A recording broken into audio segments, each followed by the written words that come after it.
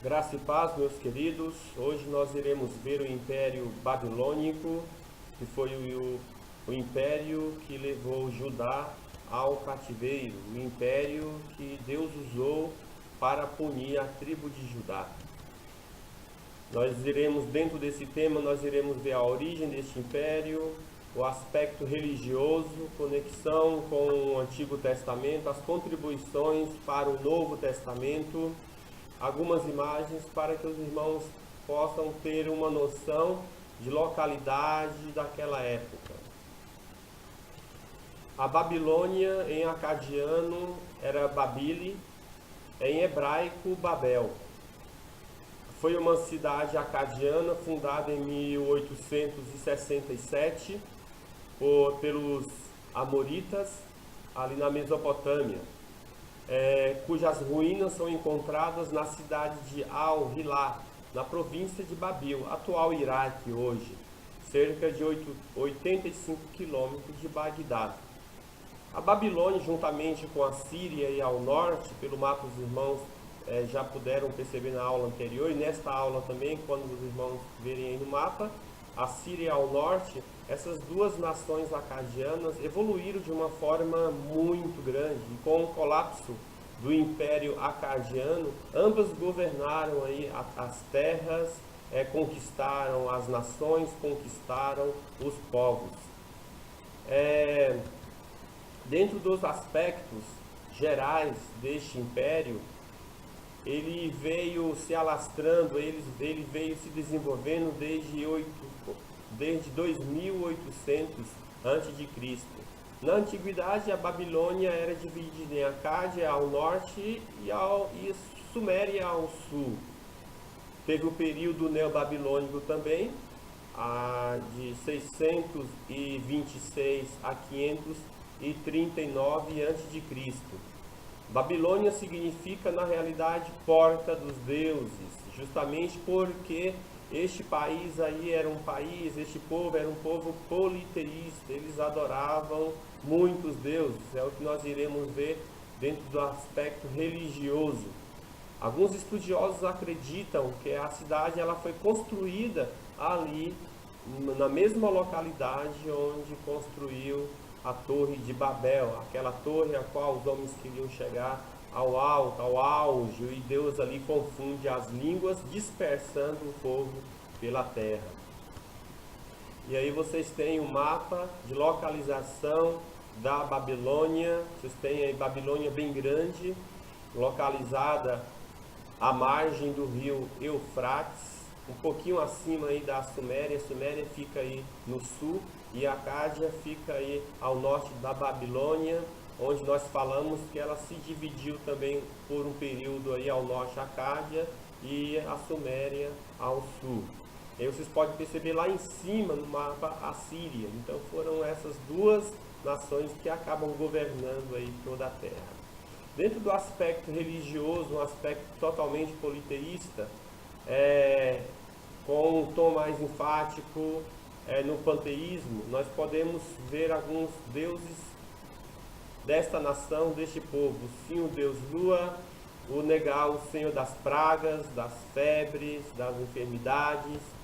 Nós temos Samutu, que era o senhor da guerra, então era o deus que dava vitória nas batalhas, nas guerras, nas conquistas das nações, dos outros povos que eles aí lutavam. Istar, o deus do amor, Shamash, o deus sol, Enu, o deus do céu, Enlil, o deus do ar, Bel, que é senhor na realidade, Baal, que significa senhor, senhor dos deuses, e Marduk, que é o rei dos deuses, o maioral deste povo aí. Então era o maior deus para eles. Nós temos as conexões babilônicas com o Antigo Testamento. O que os irmãos veem é um cilíndrio, que eu já vou comentar, fala sobre a conquista ali de Jerusalém. E aí nós temos o cativeiro de Judá, que se deu por 3 fases. Teve a primeira invasão, depois a segunda e a terceira, registrada aí no segundo livro de Reis. Dentro ainda, no período babilônico, nesse Império Babilônico, nós temos outro registro também no livro de Daniel 3, aqueles 3 jovens sendo jogados ali na fornalha de fogo ardente, justamente por ele não oferecer culto, não adorar a estátua ali de Nabucodonosor. Nós temos o Evil Merodach, que é um rei que acaba libertando o rei Joaquim da prisão e o restaurando ele novamente ao trono de Judá. Nós temos Belsazar, registrado ali também em Daniel 5, que conta aquele episódio que ele estava ali no banquete, se deliciando dos vinhos, das bebidas, das comidas, mas tudo isso aí usando os utensílios sagrados do templo que eles tiraram de Jerusalém. E aí Deus aparece, acontece aí uma manifestação de Deus, uma antropomorfia, Deus se manifestando, dando fim ao reino de Belsazar sobre a Babilônia. E como eu falei, um cilindro que conta a história da conquista de Jerusalém, justamente para comprovar que as narrativas bíblicas elas são verdadeiras. Nós temos o Império Babilônico aí, o percurso que é feito até chegar à Babilônia, eles vão um pouco mais por cima, justamente por causa do mar da Arábia, senão eles não conseguiriam chegar até a Babilônia. Então eles vão ali beirando o Rio Jordão, sai ali mais ou menos próximo ao Monte Hermon aí, e depois lá em cima no Rio Eufrates, e aí desce beirando o Rio Eufrates, justamente para que o povo consiga chegar até Babilônia com vida. Aí nós vamos ver as contribuições babilônicas para o Novo Testamento. Este império ele contribuiu para a preservação da identidade judaica, pela forma e o sistema o qual ele governava, deu início a uma diáspora judaica, ou seja, os judeus eles tinham a liberdade também de morar em outros lugares, em outras terras, tiveram a oportunidade. E isso foi bom porque a presença desses judeus nesses lugares, Deus ele foi proclamado, Deus ele foi anunciado como o único Deus nessas outras terras também. Teve o suprimento financeiro para o retorno dos pobres a Judá, o surgimento da sinagoga, como o templo ele foi destruído, ele foi queimado, totalmente destruído. Então, como eles tinham liberdade cultural e religiosa, foram construídas as primeiras sinagogas, um espaço, um local, no qual eles poderiam cultuar e adorar também o seu Deus. Aí teve-se o surgimento do escribismo sagrado, que supriu a falta da cópia da Torá. Então temos aí ao lado direito aí do slide a Torá, e os escribas eles produziram os textos sagrados nesta época para ser usados nessas sinagogas, e isso foi um meio de preservar a Sagrada Escritura aí neste período do Império Babilônico. Nós temos aí uma cronologia. Em 609 a.C., Joacás, deposto por Faraó Neco. Ainda em 609, Joaquim reina em Judá como vassalo do Egito. Em 605, a primeira invasão aí acontece, aquela primeira invasão que nós vimos no slide anterior. Aí acontecem algumas batalhas também do Egito com a Babilônia. A Babilônia conquistando as terras, chega até o Egito também. Nabucodonosor leva cativo os primeiros judeus para a Babilônia, entre eles Daniel. Então o Egito, na realidade, ele tentou resistir aos babilônicos. O Egito se torna também um local de refúgio nesta época para muitos judeus. Então alguns judeus eles fugiam das batalhas, fugiam da opressão babilônica e iam-se para o Egito. Joaquim reina em Judá como vassalo da Babilônia. Agora já muda aqui era vassalo do Egito, era governado um período pelo Egito, porque Judá estava enfraquecida por causa das guerras, até mesmo por causa das guerras internas contra os israelitas, deixou Judá enfraquecida. E aí o Egito governa um período aí também essa terra aí, e tem um certo domínio sobre Judá. O tempo do cativeiro ainda continuando aí, 601, o rei Joaquim alia-se ao Egito, então agora eles juntam forças para suportar aí os babilônicos, mas aí nós temos a segunda invasão também dos babilônios. Joaquim, nesse período, ele é morto, e Joaquim assume o trono por 3 meses. Por quê? Porque justamente Nabucodonosor sitia Jerusalém. Joaquim e sua família são deportados para a Babilônia, eles são presos ali na Babilônia. Ninguém ficou senão o povo pobre. Então ainda ali em Judá fica alguns judeus pobres, os nobres, eles acabam sendo levados cativos, e justamente para servir também ao rei da Babilônia. Na Babilônia estabelece Zedequias como rei de Judá. Em 588, Zedequias alia-se ao Egito, justamente para somar força com o Egito contra o Império Babilônico, e aí acontece a terceira invasão da Babilônia. Nabucodonosor sitia novamente Jerusalém por mais de 2 anos. E aí Jerusalém é invadida, queimada, saqueada. O templo de Salomão, que até então ainda restava, foi destruído pelo fogo. As muralhas de Jerusalém, que davam suporte para o comércio, para uma certa segurança para o povo, foi destruído, foi derrubado.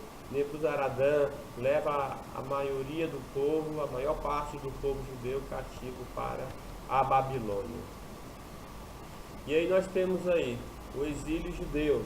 Diferente do cativeiro assírio, os babilônicos, eles deram mais liberdade para os judeus.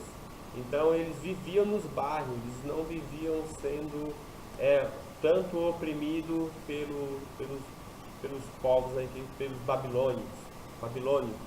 Podiam permanecer morando juntos, tinham certa liberdade política, cultural, religiosa, podiam manter tradições deles mesmos, poderiam cultuar a Deus. É tanto que começam as construções das sinagogas, ajudar a construir edifícios, até mesmo eles poderiam comercializar onde eles estavam, e muitos cresceram o comércio onde eles estavam ali morando,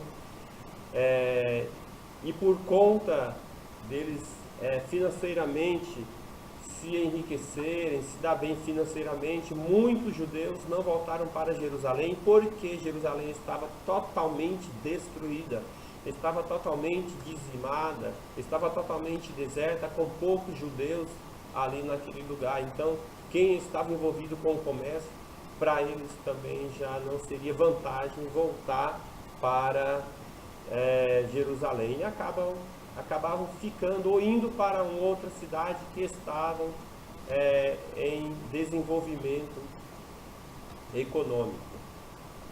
Finalidades dos impérios, na realidade, que surgiu, a consequência foi o pecado da idolatria. Isso levou eles para o cativeiro.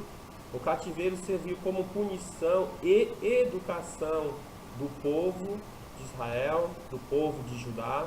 Nabucodonosor, ele foi um instrumento de Deus para corrigir a idolatria deste povo.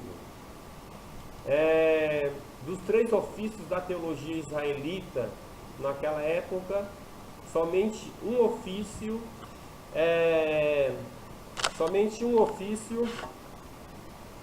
exerceu sua atividade no exílio, e foram os profetas. Então a voz profética no exílio, nós temos Ezequiel, que anunciou a restauração de Israel, nós temos Daniel, que anunciou o fim do exílio após 70 anos, nós temos Jeremias, que confortou os cativos da Babilônia. Nós temos Isaías, que edificou os abatidos de coração. A função profética durante o exílio caldeu foi decisiva na vida dos judeus. Então, por causa dos profetas, eles sabiam por que eles estavam ali, por que eles estavam sendo corrigidos, porque isso estava acontecendo na vida deles. E também o ofício dos escribas que estavam surgindo aí nesta época também foi algo decisivo, também decisivo na vida do povo de Israel, da nação de Judá, do povo dos judeus ali nesta época. Vidas que ficaram em Judá. Então nós temos Gedalia, que foi ordenado rei de Judá. Nós temos Jeremias, que foi, por ordem de Nabucodonosor, acaba ficando aí em Judá, onde Deus usou, o povo também usou Jeremias, né, nesta fase para falar com o povo. Gedalias foi assassinado por Ismael. Joanã tenta vingar a morte de Gedalia, mas não obtém êxito. Então estava acontecendo uma série de coisas, ainda mesmo o povo ali na Babilônia, um pouco em Judá. Então estava acontecendo muitas coisas ainda. Temendo a represália da Babilônia, parte do povo foge para onde? Para um lugar de refúgio que o Egito se tornou. E com essa fuga para o Egito, quem é levado para o Egito é o profeta Jeremias, que em um período ele se tornou prisioneiro dos judeus por conta das profecias que ele trazia, as profecias de arrependimento que ele trazia para o povo de Judá. E aí nós temos algumas comprovações arqueológicas. Nós temos o tablete da Babilônia, um tablete babilônico, que relata a queda de Jerusalém, o exílio de Joaquim e a ascensão de Zedequias. Então nós temos aí comprovações arqueológicas, isso é muito importante para a história do povo de Israel. Nós temos também aí uma crônica babilônica que menciona o rei Joaquim, seus filhos e os homens de Judá. Esse acervo aí se encontra no Museu Britânico. Geralmente esse acervo arqueológico ele vai estar presente ou no Museu Britânico ou no Museu de Cairo. Nós temos um código muito importante desta época, que é o Código de Hammurabi. É um dos achados de leis, um conjunto de leis mais antigo da Mesopotâmia, que data 1700 anos antes de Cristo. Algumas partes da Torá abordam aspectos presentes, né, em algumas seções do Código de Hammurabi, mas em muitas partes também divergem. E o que tem levado alguns especialistas a sugerir que os hebreus copiaram aí as suas leis, plagiaram as suas leis deste código, do Código de Hammurabi. Nós temos, entretanto, um livro de documentos da época do Antigo Testamento diz que não existia fundamento algum para se assumir qualquer empréstimo dos judeus com o Código de Hammurabi. Mesmo se os dois conjuntos de leis diferem pouco na prosa, eles diferem também no espírito. Então existe uma diferenciação de aspecto, até mesmo de prosa e até mesmo o sentido, o significado daquelas leis, das leis de Moisés e do Código de Hammurabi. É por isso que nós vamos aí fazer uma pequena comparação de alguns trechos do Código de Hammurabi com a Torá, com a lei de Moisés, com a palavra de Deus. Por exemplo, no Código de Hammurabi, a pena de morte para roubo de templo ou propriedade estatal, ou por aceitação de bens roubados. Já a Torá fala que pelo roubo é punido por compensação à vítima. Então, roubou a vítima é compensada, diferente do Código de Hammurabi, que a pena é pena de morte. Também no Código de Hammurabi é pena de morte para ajudar um escravo a fugir ou abrigar um escravo. Na Torá, a pessoa não é obrigada a devolver o escravo ao seu dono que fugiu dele. Então, O Código de Hammurabi fala que tem que morrer, quem ajuda um escravo a fugir ou abrigar um escravo é pena de morte. E na Torá não existe nenhuma obrigatoriedade de devolver o escravo que fugiu do seu senhor para o seu senhor. Aí fica dentro da decisão de quem abriga o escravo. No Código de Hammurabi diz que uma casa que foi mal construída, se ela mata o filho do dono da casa, então o filho do construtor, olha que coisa, o filho do construtor será morto. E aí na Torá diz que os filhos não devem pagar pelo pecado dos pais, pelos erros dos pais, nem os pais devem pagar pelos erros dos filhos. Diferente, a gente vê isso sendo usado muito claro ali no livro de Crônicas, de Reis também, pelo que vinha acontecendo na sucessão dos reis de Israel, dos reis de Judá. Já para o incesto, pelo Código de Hammurabi, é simplesmente um mero exílio. Então aconteceu o incesto entre pai e filha, por exemplo, o pai simplesmente ia ter um mero exílio. Já na Torá é pena de morte para incesto. Existia uma distinção de classe também no Código de Hammurabi. Se a família fosse abastada, era tratada de uma forma; se não fosse abastada, era tratada de outra forma. Já na Torá também é totalmente diferente, né? Deus não faz acepção de pessoas, e pelo contrário, nós vamos vendo aí que a Torá, que a lei de Moisés, a lei de Deus aí na Bíblia, ensina os judeus a tratar muito bem os forasteiros, os estrangeiros entre eles, justamente porque eles foram forasteiros, eles foram peregrinos, né? Em terra estranha.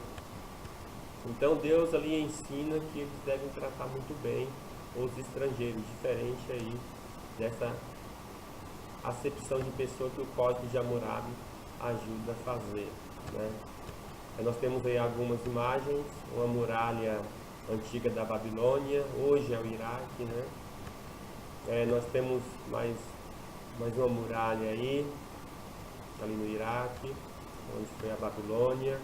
Nós temos a muralha da Babilônia, que é um portão aí na realidade, detalhes de portão de acesso, justamente para os irmãos terem aí uma noção como que era mais ou menos construída. Ruína de Babilônia, nós temos aí, novamente. Ruínas de Babilônia.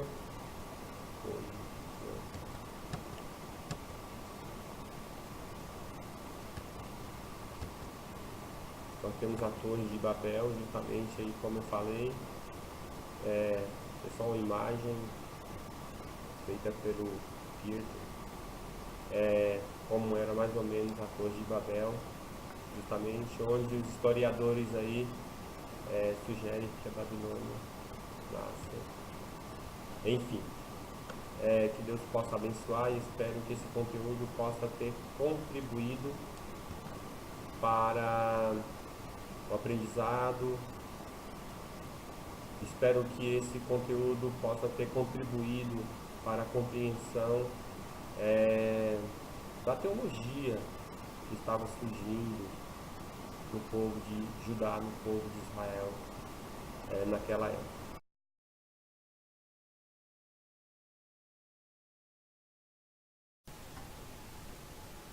Enfim, nós podemos perceber como Deus ele é soberano, como Deus estava trabalhando na vida do povo de Judá, como Deus estava trabalhando na vida de Judá, como Deus estava trabalhando na vida do seu povo e continua trabalhando na vida do seu povo, porque Deus continua agindo em cada coração.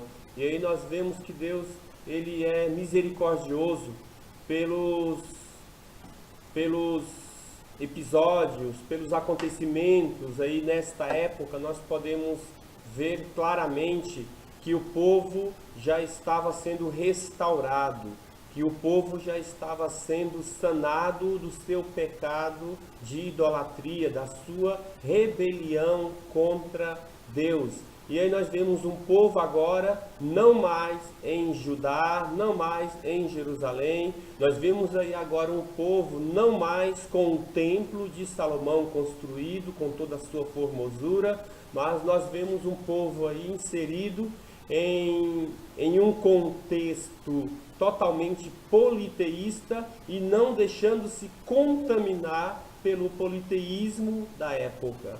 Então nós vemos aí Deus restaurando a obediência, Deus restaurando a fé do povo, Deus restaurando a vida espiritual do povo. Nós vemos aí o povo começando a buscar a Deus, o povo novamente a voltar os seus corações para Deus.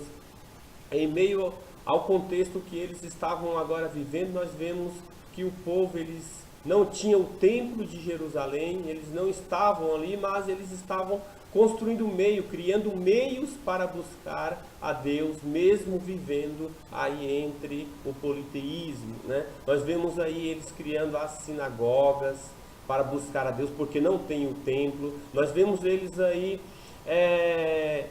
reproduzindo a Torá, os textos bíblicos, justamente para ter contato com o aprendizado sobre Deus, com a palavra de Deus, com o crescimento espiritual deles, para a orientação da vida deles. E então surge aí o escribismo sagrado, a reprodução da Torá, e nós vemos aí como Deus ele é misericordioso, como Deus ele é amoroso, e está aí trazendo uma correção, uma punição, a qual fez muito bem para o povo, para o seu povo, para o povo de Judá. E aí nós podemos ver como Deus ele é grande, como ele governa o mundo, levanta ímpio, levanta nações ímpias para fazer a sua vontade, para fazer aquilo que precisa ser feito para o bem do seu povo. E nós podemos ver aí claramente, muito explícito, como Deus ele é soberano e ele governa toda a história, ele governa o mundo inteiro. Nós podemos aí perceber através desse conteúdo como estava sendo agora formulado a nova teologia do povo de Israel. Nós estamos vendo aí que o povo de Israel agora já estava curado das suas idolatrias, já estava sarado da sua idolatria, já não via mais os outros deuses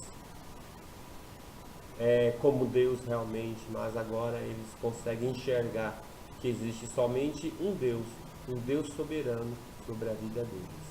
Que Deus abençoe a todos no nome de Jesus.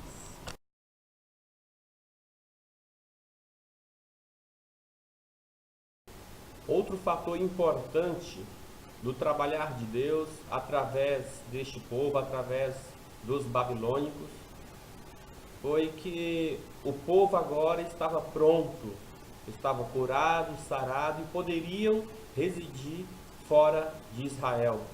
Residindo fora de Israel, os outros povos teriam a oportunidade de conhecer Deus, o soberano Deus, o Criador de todas as coisas. Com a diáspora, Deus ele passou a ser anunciado, Deus ele passou a ser propagado através do povo de Israel às outras nações, aos outros povos. Foi com sentimento de Deus que o povo de Israel também, que o povo de Judá permanecesse ali na Babilônia, justamente para que Deus continuasse sendo anunciado ali.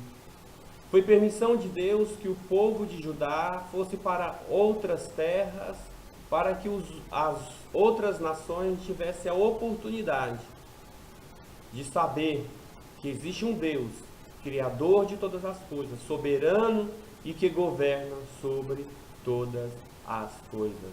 Agora Deus, depois da punição, depois do castigo com os babilônicos, o povo de Israel, o povo de Judá, o povo de Deus está preparado para anunciar o nome desse Deus sem se contaminar com os outros costumes dos outros povos. Então foi um fator importante, onde acontece, onde nasce aí a diáspora. E através dessa diáspora, os outros povos tiveram a oportunidade de saber que existe somente um Deus, que existe somente um Senhor, que existe somente um Deus que governa todas as coisas, que é soberano sobre todas as coisas. Que Deus abençoe a todos. Até a próxima aula, em nome de Jesus.